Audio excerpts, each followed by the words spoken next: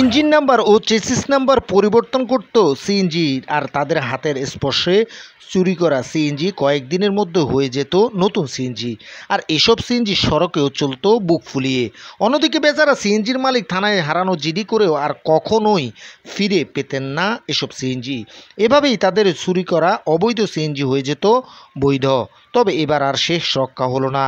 সংশ্লিষ্ট কাজের সরঞ্জামাদিও তিনটি সিএনজি সহ এ চক্রের 2 সদস্যকে চট্টগ্রামের চাঁদগাঁও থেকে গ্রেফতার করেছে সিএমপির ডিবি পুলিশ।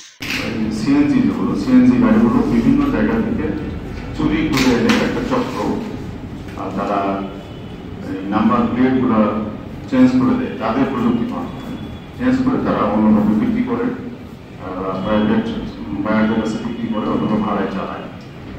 এটা আমরা তথ্য পাওয়ার পরে আমাদের টিম সেখানে অভিযান পরিচালনা করে আমরা 5 এলাকা থেকে, নগরীর 5 এলাকা থেকে মাদারি রোডে হাসানের গ্যারেজ, সেই গ্যারেজ থেকে আমরা তিনটি সিএনজি উদ্ধার করেছি। শুক্রবার 23 মে রাত 11টার দিকে নগরের 5 থানাধীন বাদুরতলা এলাকার হাসানের ওয়ার্কশপ থেকে তাদের গ্রেফতার করা হয়। সেখান থেকে একটি সিএনজি ও পরবর্তীতে তাদের দেওয়া তথ্য মতে চাঁদগাঁও থেকে 2টি চোরাই সিএনজির সাথে এ কাজে ব্যবহৃত সরঞ্জামাদি উদ্ধার করা হয়।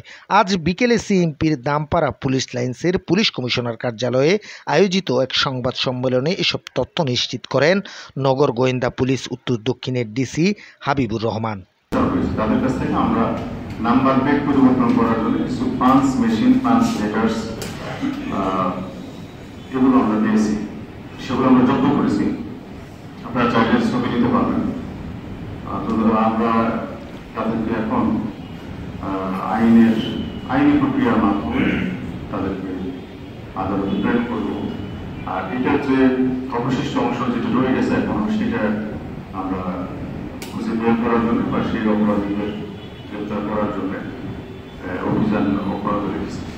এ সময় সেখান থেকে চোরাই সিএনজি ছাড়াও আরও জব্দ করা হয় 35টি লেটার পাঞ্চ, একটি ড্রিল মেশিন, একটি নাম্বার প্লেট, 2টি রিপিট গান, একটি হাতুড়ি, একটি প্লাস, একটি র্যাত ও সংশ্লিষ্ট কাজের একটি স্ক্রু ড্রাইভার।